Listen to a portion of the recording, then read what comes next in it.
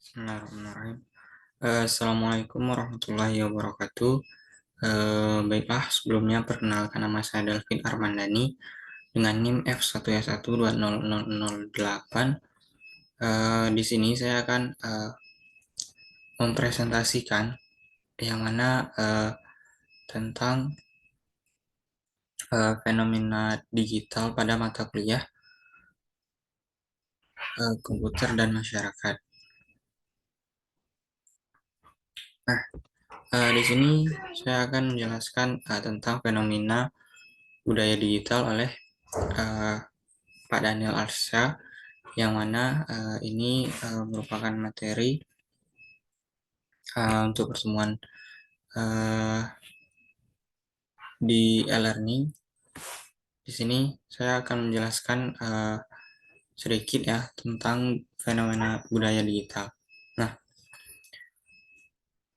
uh, kita tahu bahwa pada saat sekarang ini kita telah memasuki budaya yang namanya budaya digital, yang mana dalam budaya digital ini dapat kita tahu bahwa semua yang eh, kita hadapi di setiap hari, bahkan di setiap detik, menit, bahkan jam, itu kita pasti berhubungan dengan internet. Nah, internet ini bisa digambarkan dengan suatu pisau yang memiliki eh, dua mata, yang mana satu sisi mata positif, satu sisi mata negatif.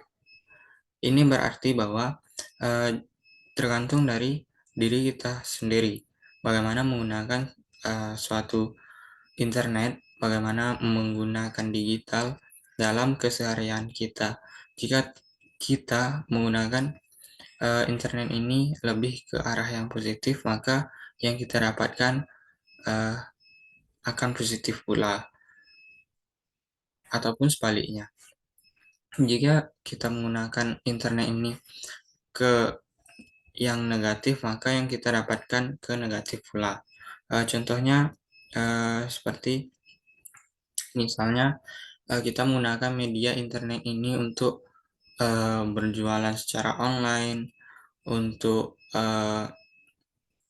memberikan ilmu-ilmu, atau kita memberikan suatu kajian tentang agama, pendidikan dan sebagainya. Nah, itu uh, yang bersifat positif, maka yang kita dapatkan atau yang kita cari di internet tentang hal-hal positif demikian, maka yang kita dapatkan adalah hal-hal yang positif pula. Kemudian sebaliknya, jika kita menggunakan internet ini untuk hal-hal yang negatif seperti menyebar berita hoax, untuk mencari hal-hal yang tidak senonoh dan sebagainya. Nah, itu akan berdampak negatif pula bagi diri kita sendiri.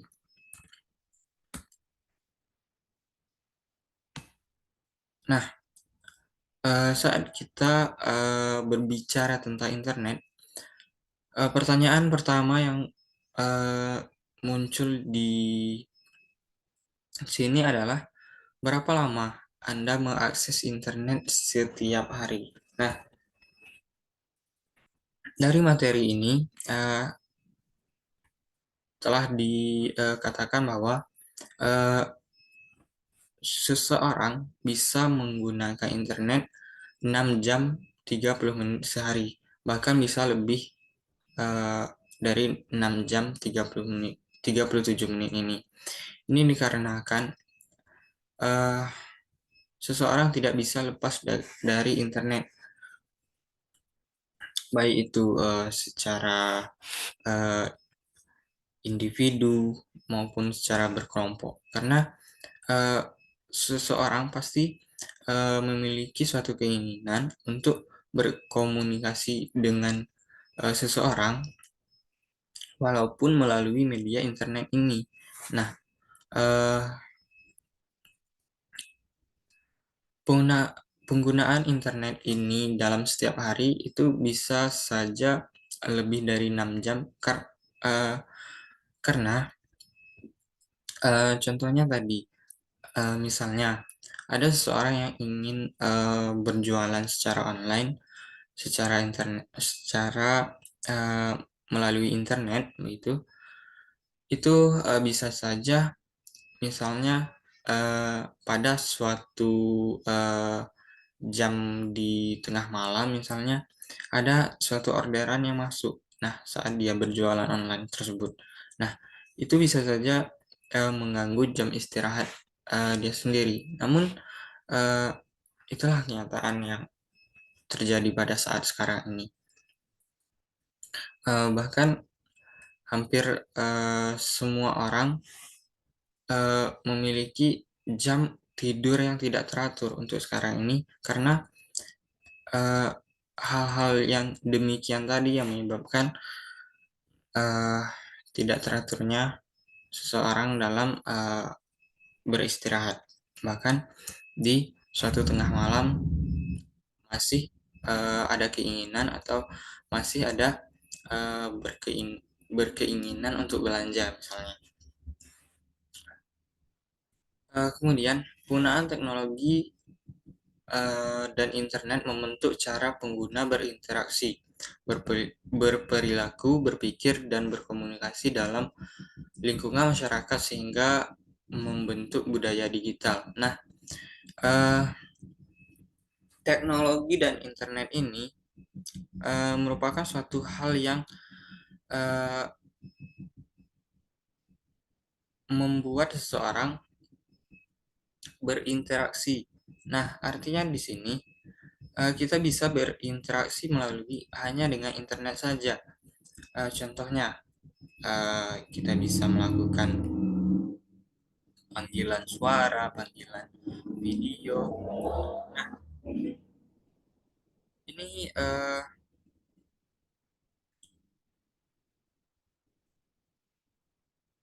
ini menyebabkan kita uh, membuat suatu kebiasaan terhadap uh, lingkungan-lingkungan sosial kita. Kemudian berperilaku. Nah, di sini uh, yang mana misalnya uh, saya ngambil contoh itu dari suatu lingkungan keluarga. Nah, karena internet ini tidak lepas dari seseorang, misalnya saat kumpul keluarga itu hal yang terjadi pada saat ini yaitu sibuk dengan dunia diri kita sendiri, sibuk dengan handphone kita sendiri, sibuk dengan uh, gadget kita sendiri. Nah, ini merupakan perilaku-perilaku yang sebenarnya ini uh, diartikan dalam budaya digital tersebut. Nah, ini juga merubah pola pikir seseorang, yang mana misalnya pola pikir seseorang yang lebih sosial sebelumnya, namun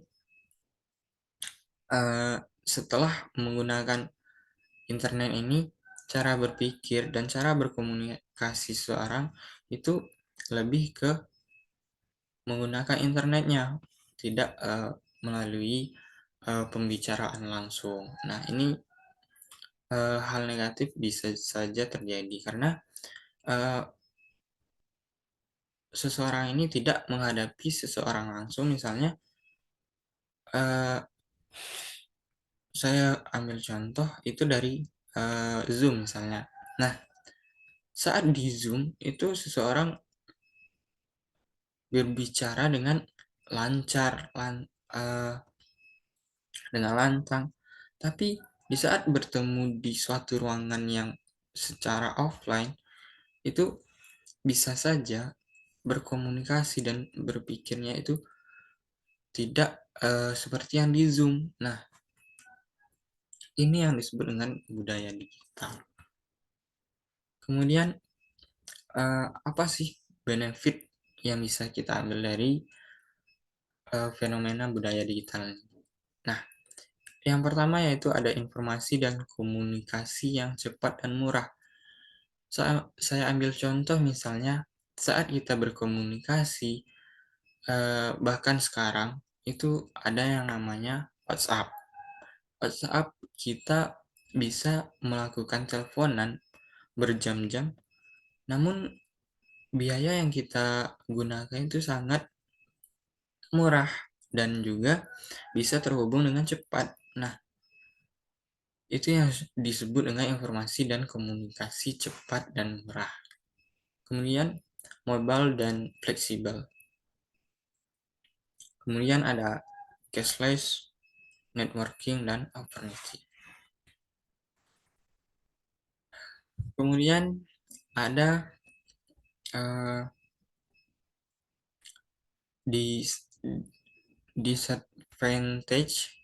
Ini ada yang pertama yaitu echo chamber environment, where a person only counters information or opinions that reflect and reinforce their own.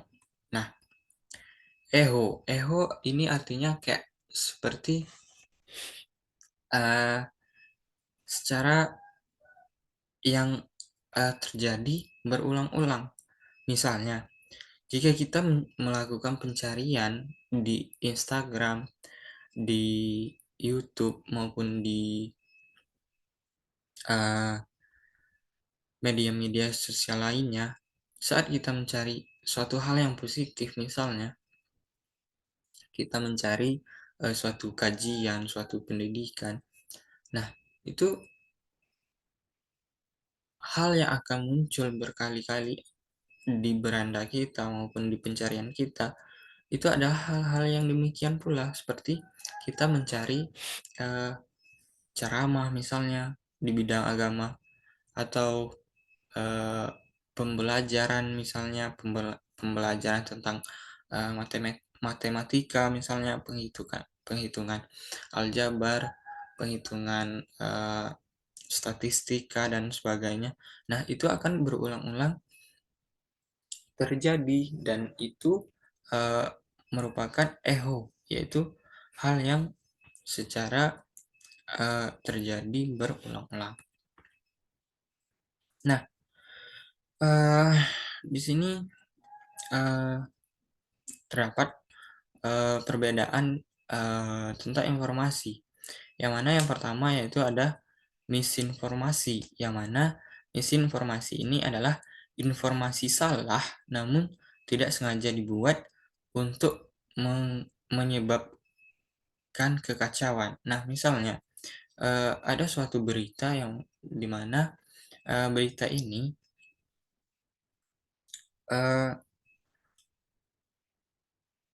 berita yang misalnya berita yang salah, namun berita ini tidak sengaja untuk disebarkan sehingga menyebabkan kekacauan. Contohnya, uh, informasi-informasi sekarang ini tentang COVID-19. Nah, COVID-19 ini misalnya uh,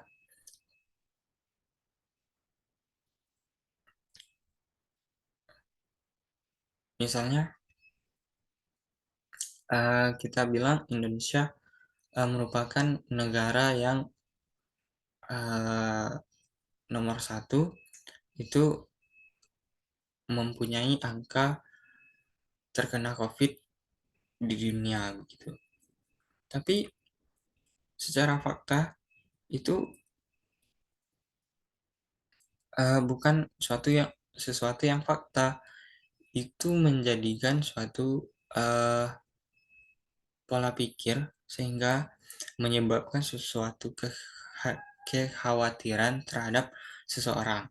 Nah, untuk yang kedua yaitu disinformasi, yaitu informasi salah dan sengaja dibuat untuk menyebabkan kekacauan.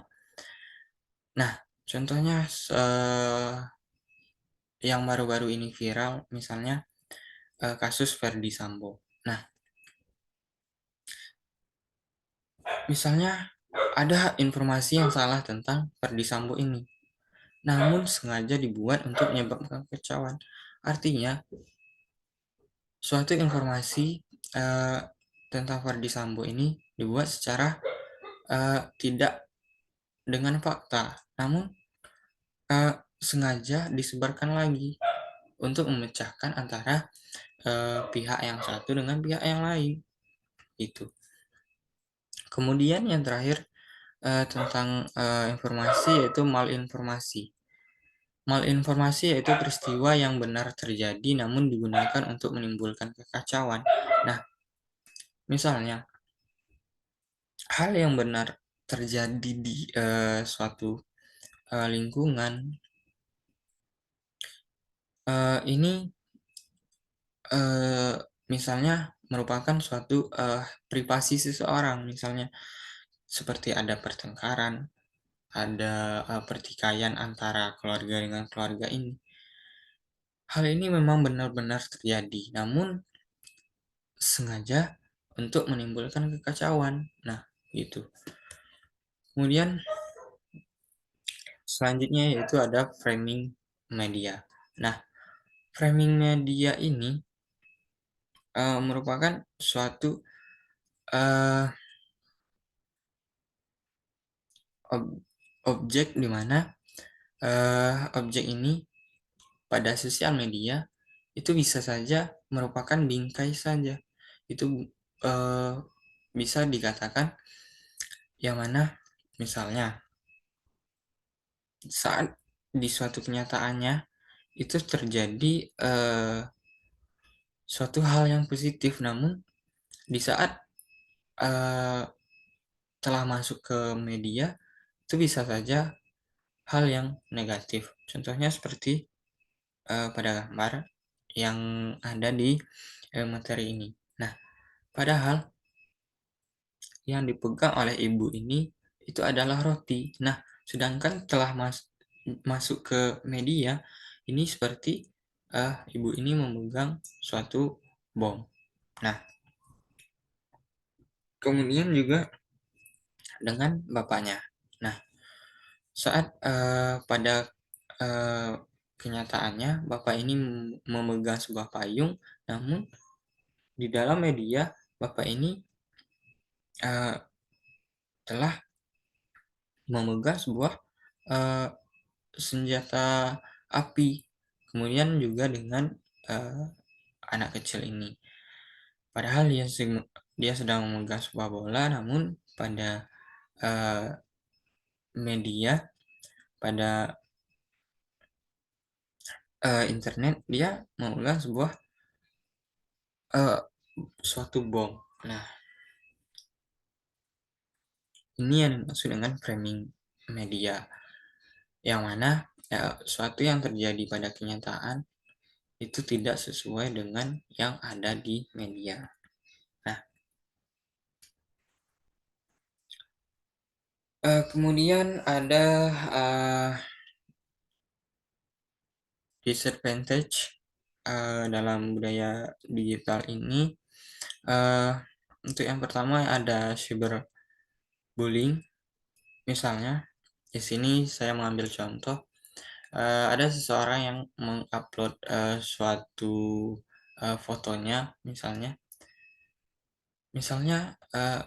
dia sedikit lebih pendek atau dia sedikit terlihat lebih gemuk pada uh,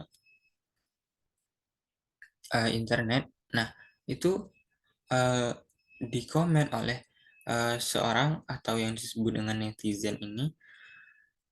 Nah, itu menyebabkan seseorang yang mengupload ini tadi merasa bahwa ada sesuatu tekanan batin yang mana dia tidak uh, akan mengupload foto dirinya sendiri lagi.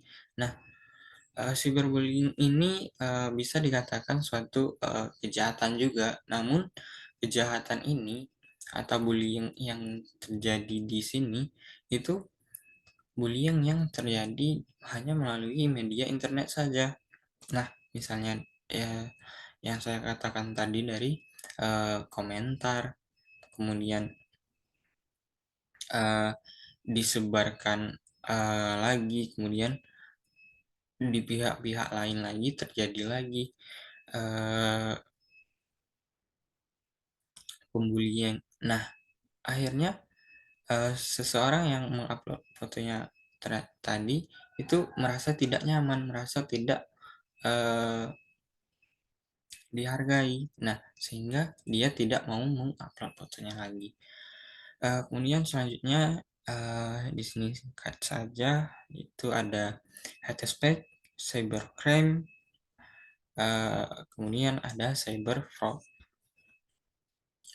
Nah, lemahnya budaya digital bisa memunculkan pelanggaran terhadap hak digital warga. Nah, apa yang dimaksud dengan hak digital warga? Nah, di sini sedikit saya jelaskan tentang hak digital warga.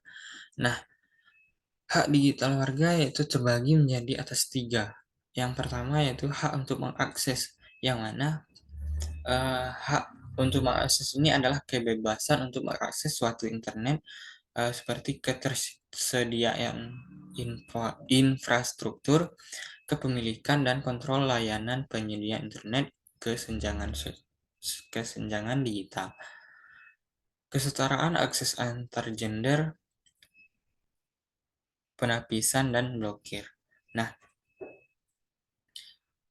di sini seseorang mempunyai hak untuk mengakses suatu internet itu secara bebas. Nah, artinya eh,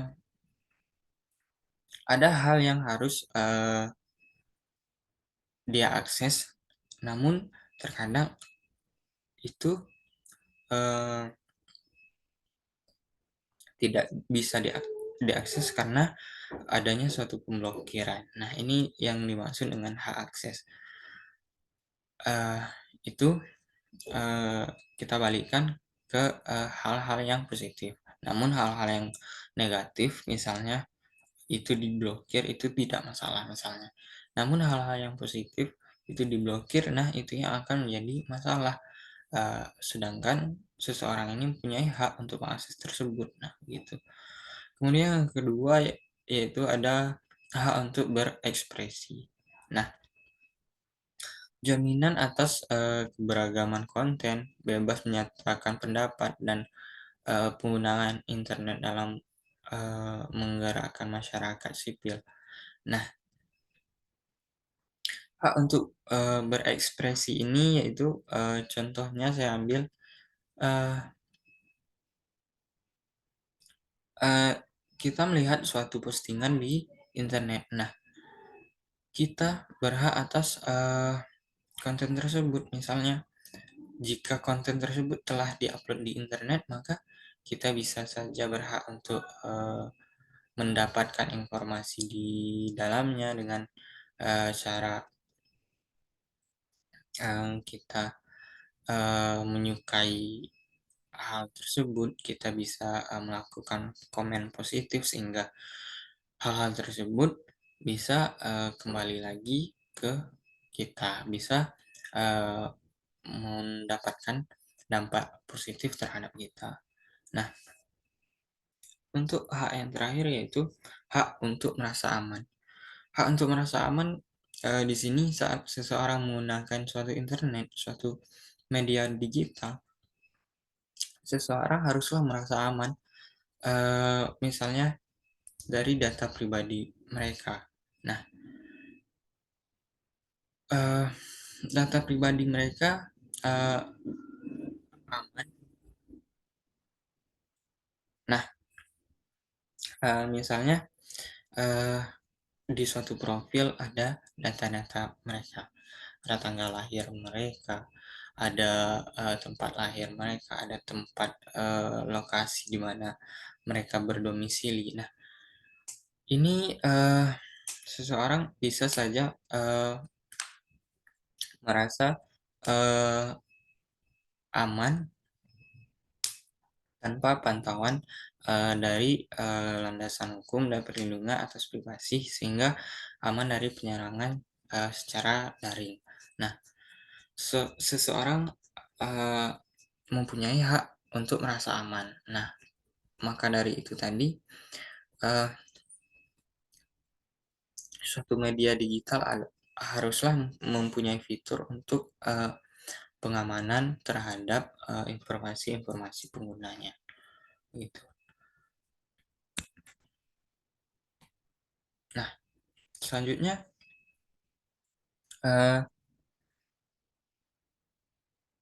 networking etiquette yaitu tata krama dalam menggunakan internet. Nah, tata krama dalam menggunakan internet yaitu kita berinteraksi dengan manusia nyata di jaringan yang lain, bukan sekedar dengan deretan karakter huruf di layar monitor, namun dengan karakter manusia sesungguhnya.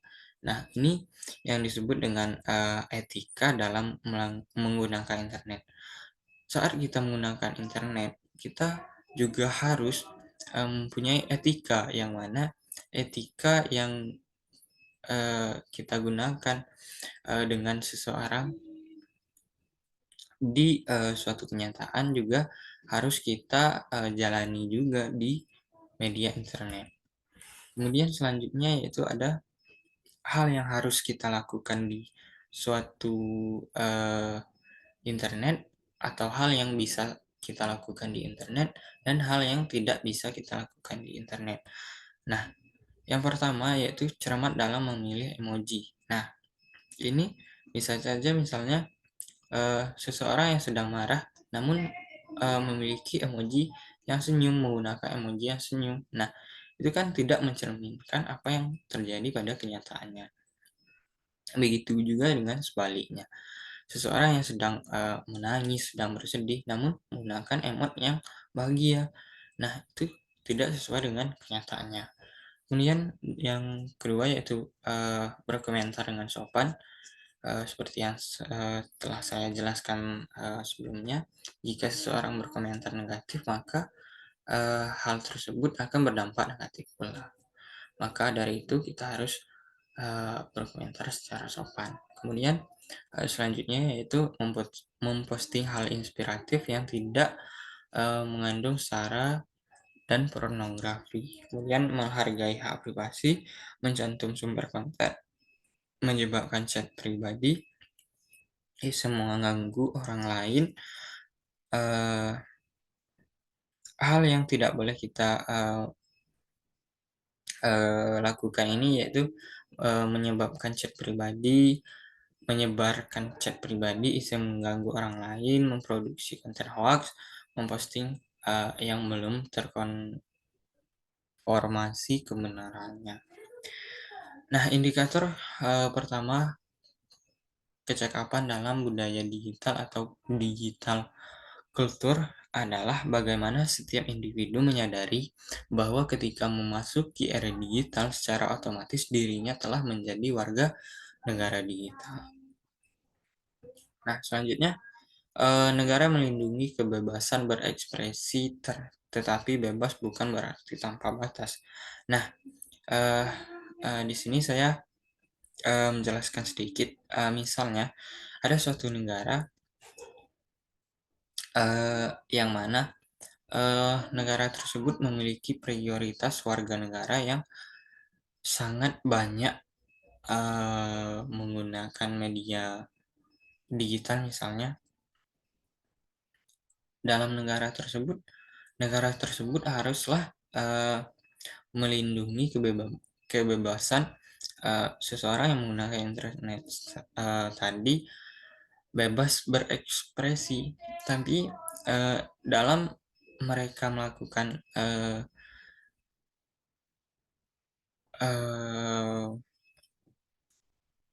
penggunaan internet, mereka bisa bebas. Namun bebas yang artian di sini bukan tanpa batas. Misalnya mereka bebas mencari informasi tentang pendidikan yang telah saya jelaskan tadi, tentang agama, tentang politik apa sebagainya, itu Mereka bebas untuk berekspresi terhadap berita-berita tersebut dan informasi-informasi tersebut. Namun, kembali lagi, eh, mereka harus mempunyai batas. Sebatas mana mereka bisa mengakses informasi tersebut, dan sebatas mana mereka bisa berkomentar tentang informasi tersebut. Dan juga terakhir, dapat saya simpulkan bahwa fenomena digital ini